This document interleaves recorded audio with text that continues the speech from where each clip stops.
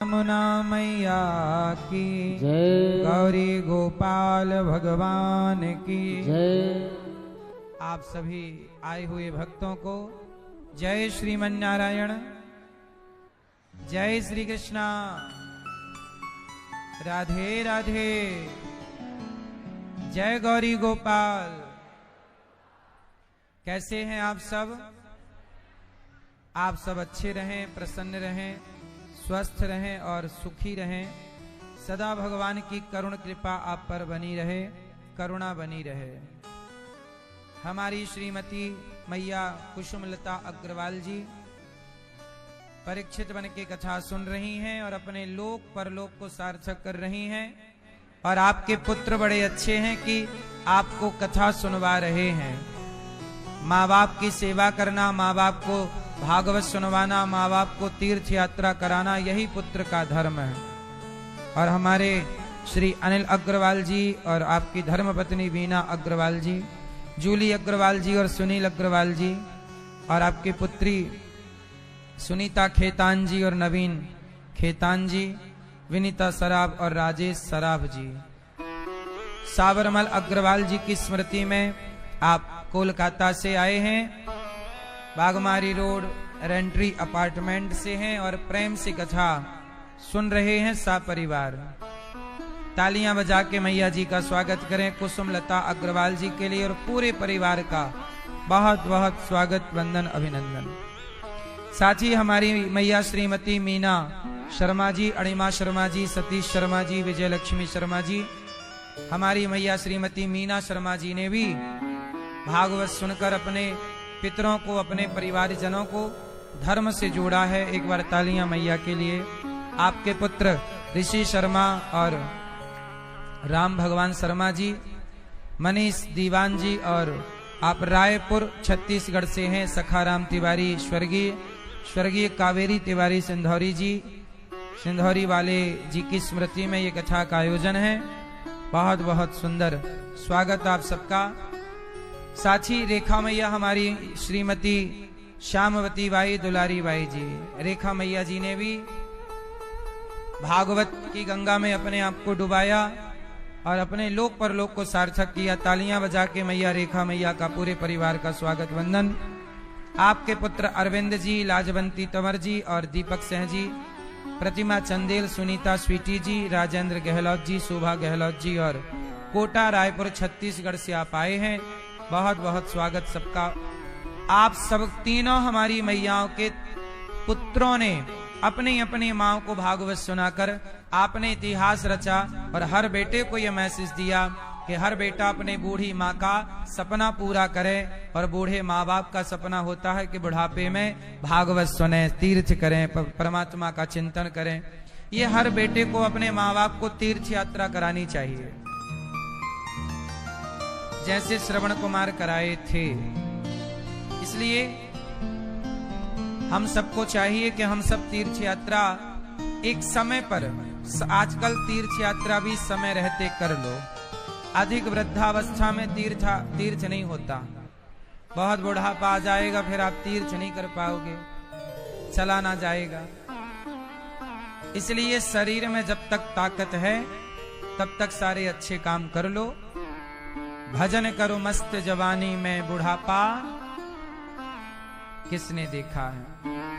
मैया आप सब बैठ जाओ और शांत चित्त से कथा की गंगा में डुबकी लगाओ, प्रेम से सुनो।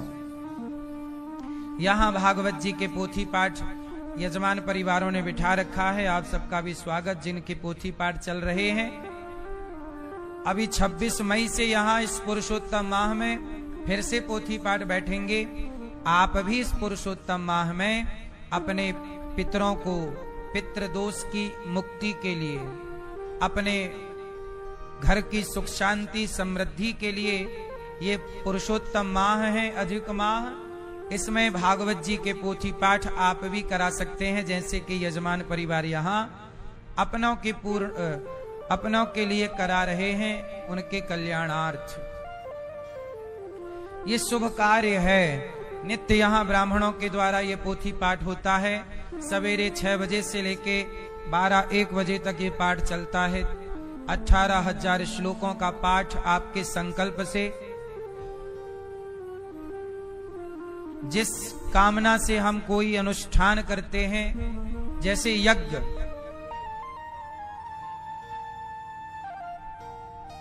यज्ञ होता है तो यज्ञ का फल हमें मिलता है, तो भागवत की पोथी पाठ कराना भी एक यज्ञ है। भागवत भी एक यज्ञ है। श्रीमद् भागवत सप्ताह ज्ञान यज्ञ, यह भी एक यज्ञ है। तो आपने भागवत जी की पोथी पाठ कराई, मतलब एक यज्ञ करा लिया, जिससे आपको अपने पूर्वजों के लिए, उनकी सदगति के लिए ये कार्य होता है। तो आप भी आगामी 26 तारीख से होगा, आप भी करा सकते हैं, नाम लिखा सकते हैं। अब हम लोग पावन सी कथा सुने, सभी लोग शांत चित्त से सुने। कल हम लोगों ने सुना कि भगवान ने गोवर्धन को उठाया,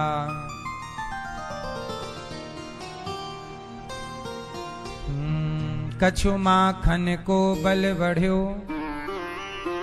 कछु गोपन करी सहाय, श्री राधा की कृपा भई, मैंने गिरिवर लियो उठाए। भगवान गोवर्धन उठाते हैं। कल हमने कौन सी कथा सुनी प्रभु की? गिरिराज धरण की। भगवान ने गोवर्धन उठाया है, और गोवर्धन उठा करके भगवान समाज को ये कहना चाहते हैं। भगवान कहते हैं कि देखो, मैं भक्तों के लिए पहाड़ भी उठा सकता हूं। अच्छा, पहाड़ भी उठा सकते हैं भगवान, किसके लिए? भक्तों के लिए। पर कब? जब भक्त शरण में जाए तब। इसलिए जो शरणागत भक्त है वो दुखी नहीं है। दुखी कौन है? जो शरणागत नहीं हुआ। इसलिए शरणागति जरूरी है। ये गोवर्धन कौन है? गिरिराज जी कौन है? गिरिराज जी के बारे में आपको बता दूं। जब राम सेतु बना तो हनुमान जी बड़े बड़े पत्थरों को, पहाड़ों को ले जाके राम सेतु में रखे। तो हिमालय से द्रोणागिरी के पुत्र गोवर्धन को हनुमान जी ने उठाया, हिमालय से। और द्रोणागिरी के पुत्र गिरिराज जी को लेकर चले कि चलो, राम सेतु में तुम्हारा सहयोग होगा, तुम्हारे ऊपर से प्रभु चल करके जाएंगे। तो गोवर्धन जी ने कहा कि ले चलो। पर जैसे ही हनुमान जी इस ब्रज मंडल में आए तो वहां से सूचना पहुंची कि अब राम सेतु का काम पूरा हो गया है, सब लोग पत्थर जो जहां लिए हो वहीं रख दो। तो हनुमान जी गिरिराज जी को रखने लगे। तो गिरिराज जी ने कहा, हनुमान जी आपने तो हमें अपनों से भी दूर कर दिया, और प्रभु के कार्य के लिए लाए थे, तो अब प्रभु का कार्य भी नहीं हुआ, मैं उनके काम नहीं आया, तो क्या करें? तब हनुमान जी ने राम जी से कहा, प्रभु मैं आपकी सेवा में गिरिराज जी को लाया, पर अब तो ये आपकी सेवा में लग नहीं पाएंगे, तो आप इनके लिए कोई आज्ञा कीजिए।